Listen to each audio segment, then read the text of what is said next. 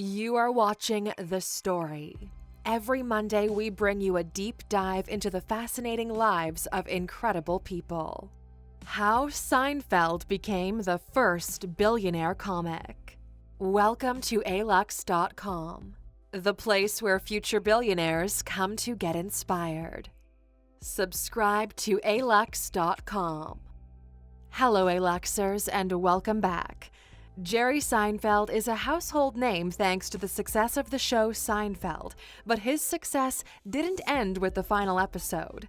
Jerry has been busy with other things since the last season of Seinfeld went off the air in 1998, but those royalty checks keep rolling in. This is the foundation of the massive wealth that he's accumulated, but there's much more to the story of Seinfeld's fame and fortune.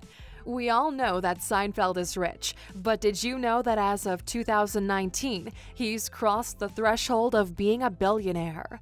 Today we're going to take a look at this fascinating journey from broke performer to the first billionaire comic. But first, a brief introduction. Who is Jerry Seinfeld? Jerry Seinfeld is a comedian, producer, director, and actor who's most well known for his incredibly popular sitcom. Seinfeld ran for 9 seasons and is widely recognized as being among the greatest and most influential sitcoms of all time. In addition to Seinfeld, Jerry co-wrote and starred in B-Movie in 2007 and hosted a reality series called The Marriage Ref for 2 seasons, beginning in 2010. He's had a long and successful stand-up career, and his newest special, Jerry Before Seinfeld, was released on Netflix in 2017. He also launched a web series called Comedians in Cars Getting Coffee in 2012, and in 2018, the show moved to Netflix for its 10th season. We're all pretty familiar with where Seinfeld ended up, but where did it all begin? Beginnings. When Seinfeld was as young as 10 years old, he became obsessed with the stand-up comedians he saw on TV. He spent hours and hours studying their sets and their form. While attending Queens College, he tested out his own material at open mic nights and was encouraged by the response. After he graduated in 1976, he performed at an open mic night at a comedy club in New York City called Catch a Rising Star, which landed him a spot on an HBO special with comedic giant Rodney Dangerfield. It wasn't until 5 years later that he began to make a name for himself in the comedic world, with his first appearance on The Tonight Show starring Johnny Carson at the age of 27. He was finally beginning to achieve what he felt for a long time was impossible. The vision. For Seinfeld, being a comedian seemed like an unrealistic dream. To him, comedians were geniuses, and he couldn't fathom that he could ever be in their realm. Yet he was drawn to comedy all the same, and felt compelled to perform. After 3 weeks of struggling through his first stand-up routines at open mic nights, renowned comedian Jackie Mason happened to be at one of his shows. Jackie pulled Jerry aside and told him he was going to be incredibly successful as a comedian. This was all Seinfeld needed to hear to develop a vision for attaining that success. He now felt it was possible and would do whatever it took to become one of those greats. The struggle. Although the vision was clear, the path to success wasn't. The field of stand-up comedians is notoriously competitive, and there's no guarantee you'll ever make it past the comedy club grind. Jerry was taking any gig he could, and many times he was paid in food rather than actual money. He was only working on his comedy 2 to 3 days a week, and he was in danger of giving up altogether. Then one day, he saw a construction crew finishing up their lunch break and heading back to work. It occurred to him that he needed to be as dedicated to comedy as those workers were to their jobs. It would take his full focus and relentless work ethic for him to be one of the few comedians who makes it.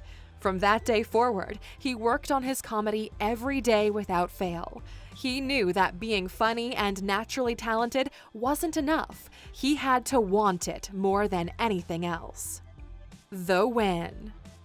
After years of making the rounds in comedy clubs, his first one-hour comedy special, entitled Stand Up Confidential, premiered on HBO in September 1987. One day after performing To Catch a Rising Star, Jerry and fellow comedian Larry David wandered into a nearby store called Lee's Market and began riffing on some of the items there. There was an immediate comedic chemistry between the two, and this is where the first spark of the Seinfeld show was created. At the time, David was working as a writer for the NBC show Saturday Night Live, and Seinfeld's agent had been pressuring NBC to develop a show for him. Larry and Jerry decided to work together on a show, and were finally granted a meeting with NBC execs. They were given the green light to create a pilot called The Seinfeld Chronicles, which was later shortened to avoid confusion with another show on the network. Although the show struggled in its first couple of years, and there was even a threat of being canceled, by season 3 it had gained a strong following, and by the 4th season, it was the most-watched sitcom on American television. This series ended up running for 9 seasons, from 1988 to 1998, and it earned 10 Emmy Awards and 3 Golden Globes. The show brought Jerry huge paydays, unlike any he had seen before. In the final season alone, he was paid $267 million. Even after 9 years, the show was still immensely popular, and the NBC executives were desperate to keep it on the air. But Jerry felt strongly it was time to call it quits. NBC even offered to pay him $5 million per episode for a total of $110 million just to come back for a 10th season. But he refused and has never regretted that decision because for him, it was never about the money. He strongly felt it was the perfect moment to go out on top, and he stands by that decision to this day. Build up. Jerry could have easily chosen to sit back, relax, and live off the royalties of Seinfeld for the rest of his life. Every year he receives around $32 million just from Seinfeld's syndication deal. Instead, after the show wrapped, he moved from LA back to New York and dove right back into the stand-up comedy scene. With plenty of money to live comfortably, Seinfeld had the freedom to explore different options, but he always came back to his true passion of comedy. Today, he performs stand-up about 60 times per year to sold-out crowds. He's also made millions of dollars appearing in advertisements for various companies and brands, including Microsoft, who paid him tens of millions of dollars to promote Windows Vista. When it comes to his work, he follows his gut, not others' expectations. And he only sticks with a project as long as he stays excited about it. Once that excitement is gone, he quickly moves on. One of his most successful recent ventures has been Comedians in Cars Getting Coffee. In the show, which began as a web series, Seinfeld is able to show off a number of the beautiful and rare cars in his extensive and pricey collection. Netflix picked up the 10th season of the show as a part of a $100 million deal that also includes 2 stand-up specials and the series' back catalog. Several more $1 million comes his way from Hulu every year, since they own the rights to Seinfeld's back catalog.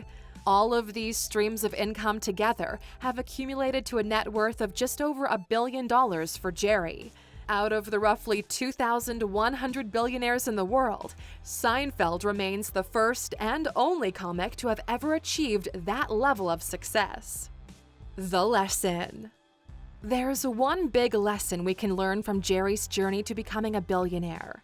In the beginning of his career, Jerry dedicated himself to developing his craft day in and day out, whether he felt like it or not.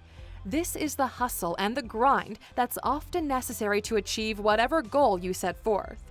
The difference between those who achieve their goals and those who give up is tenacity, being able to push through the struggles and overcome adversity in a relentless push towards success.